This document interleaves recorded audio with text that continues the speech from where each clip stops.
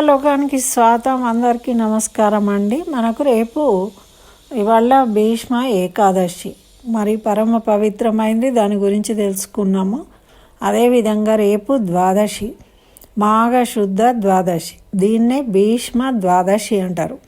అదేవిధంగా తిల ద్వాదశి అని కూడా అంటారు.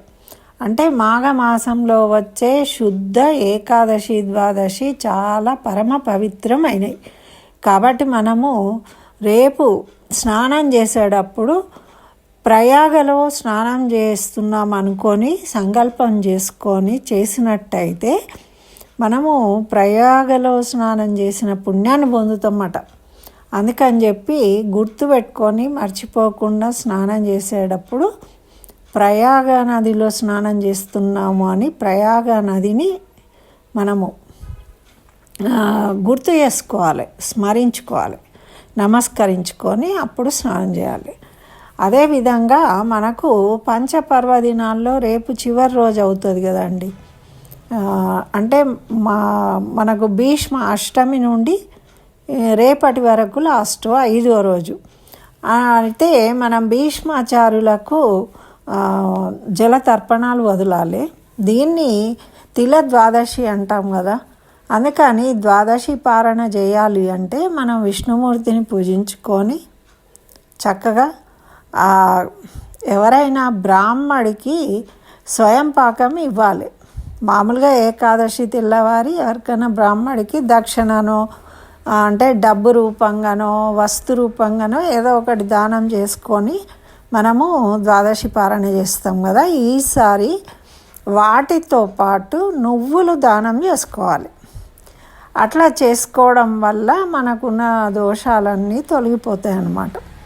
అదేవిధంగా మనకు మన ఇండ్లల్లో అంటే మన వంశంలో వాళ్ళు ఎవరైనా పెద్దవాళ్ళు ఉంటే మన శ్రేయోభిలాషులు వాళ్లకు వస్త్రాలు ఇచ్చి సత్కరించి వీలైతే భోజనానికి పిలుచుకొని వాళ్ళ యొక్క ఆశీర్వాదాన్ని తీసుకోవాలి.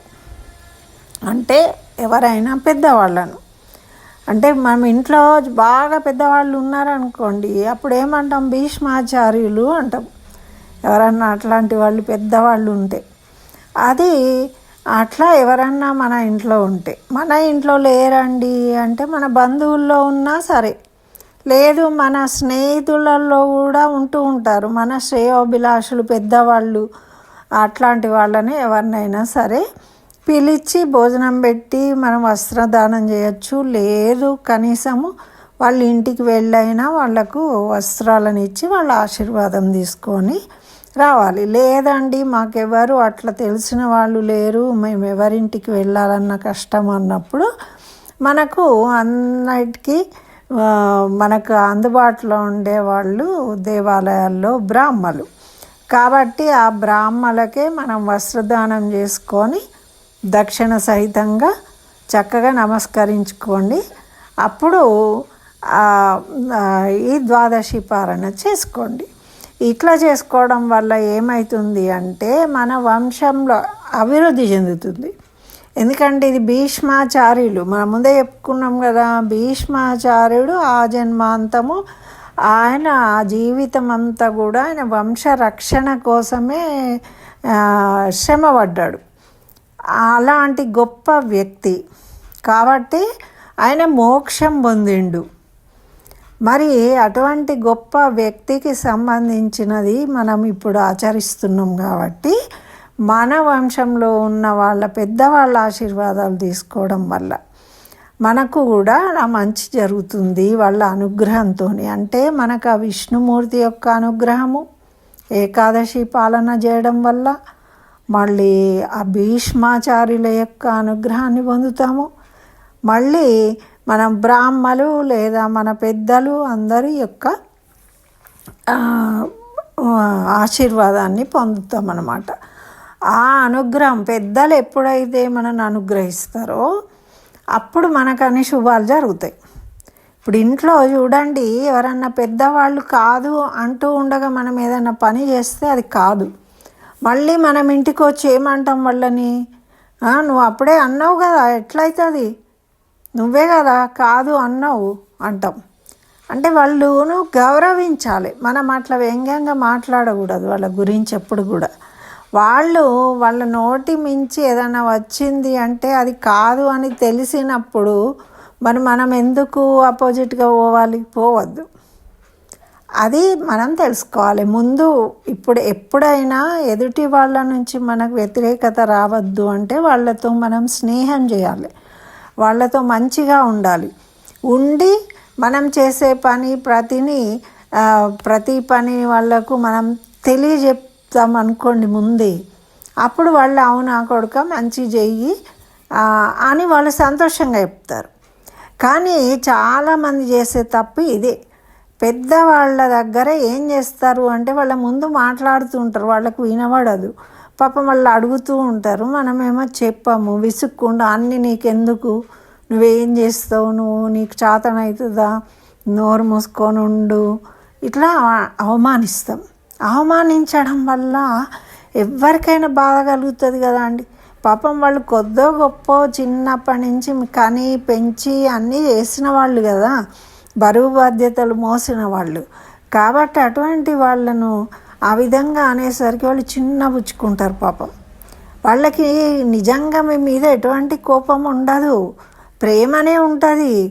కానీ మీరు అలా అవమానించినప్పుడు మనము ఎట్లా బాధపడుతున్నాం. కానీ అదే విధంగా వాళ్ళు మౌనంగా ఉంటారు, పాపం చిన్నబుచ్చుకుంటారు. ఆ చిన్నబుచ్చుకొని వాళ్ళు మౌనంగా ఉంటారు చూడండి, దానివల్లనే మనకు ఆటంకాలు ఏర్పడుతూ ఉంటాయి. వాళ్ళు ఏమీ అనవలసిన అవసరం లేదు. ఎప్పుడైతే మనము మన చేతులారా మన పనులను మనమే చెడగొట్టుకున్న వాళ్ళము అవుతాం అన్నమాట. కాబట్టి ఎప్పుడు కూడా ఇంట్లో ఇల్లాలు కూడా నవ్వుతూ బయటకు పంపిస్తే ఆ వెళ్ళిన మగవాడి పనులన్నీ పెట్టుకొని వస్తాడు ఇంటికి. కానీ ఆమె ఇప్పుడు ఎందుకు పోతావు, తొందరగా రా, ఇప్పుడు రేపు పోరాదు, ఇవాళ ఎందుకు పోతున్నావు, ఇట్లా మాట్లాడినారు అనుకోండి. ఆడవాళ్ళు మాట్లాడినప్పుడు వాళ్ళు వెళ్ళిన పనులు కూడా కావు. అది కూడా మనం గమనించుకోవాలి. ఒక పెద్దవాళ్ళే కాదండి, ఎవరైనా సరే. కాబట్టి ఇంట్లో ఎవరు నెగటివ్గా రాకుండా మనం ఎప్పుడైతే మనం నవ్వుకుంటూ చక్కగా మన పనులు చేసుకోవడానికి అందరి ఆమోదంతో వెళ్తామో అవన్నీ సక్సెస్ అవుతాయి. అది ఆహ్లాదమైన పరిస్థితులను మనము కల్పించుకొని మనం సాధించుకోవడం అలవాటు చేసుకోవాలి. అది మనకు పెద్దలు నేర్పించింది అన్నమాట. కాబట్టే మనము పెద్దల ఆశీర్వాదం తీసుకోవడం అనేది ఇంపార్టెంట్. తీసుకోవడం వల్ల ఏమవుతుంది, వాళ్ళకు వెళ్ళి నమస్కరించామనుకోండి, అప్పుడు వాళ్ళు చాలా సంతోషపడి ఇంకా రెట్టింపు ఆనందాన్ని పొందుతారు. మిమ్మల్ని చూసి ముందే ఆనందంగా ఉంటారు, అయ్యో మా పిల్లలు పెద్దగా అయినరు అని. కానీ ఇలా వాళ్ళను ఆదరించినప్పుడు వాళ్ళు ఇంకా ఎక్కువ సంతోషపడతారు. ఆ సంతోషంతో ఆనందంతో మనను చక్కగా ఆశీర్వదించడం వల్ల మనకు మంచి జరుగుతుంది. ఇది మనం తెలుసుకోవాలి. దీనికోసమే మనం ఈ భీష్మ పర్వదినాలు, పంచపర్వదినాలను ఆచరించాలి అని మన పెద్దలు తెలియజేస్తున్నారు. ఎందుకంటే ఇళ్ళల్లో మనం నిర్లక్ష్యం చేస్తూ ఉంటాం. కాబట్టి మన వంశం కోసమే వాళ్ళు పాకులాడే పెద్దవాళ్ళను అలా పక్కకు పడేస్తూ ఉంటాము. అలా పడేయకూడదు, వాళ్ళని గౌరవించాలి. కనీసం దీనికోసమన్నా ఈ విధంగా చేస్తే బాగుపడతాం, తరిస్తాము అని మన పెద్దలు ఆ విధంగా నేర్పించారనమాట. కాబట్టి దీన్ని తప్పకుండా అందరూ వీలైనంత వరకు చేయండి. ఈ 5 రోజులే కాదు, ఎప్పుడు కూడా వాళ్ళను చిన్నబుచ్చుకొనేటట్టు అవమానించడం అనేది చేయకూడదు. ఇది మన ధర్మం చెప్పింది. మనము వాటిని ఫాలో అయినప్పుడు మనకు అన్ని మంచి జరుగుతాయి.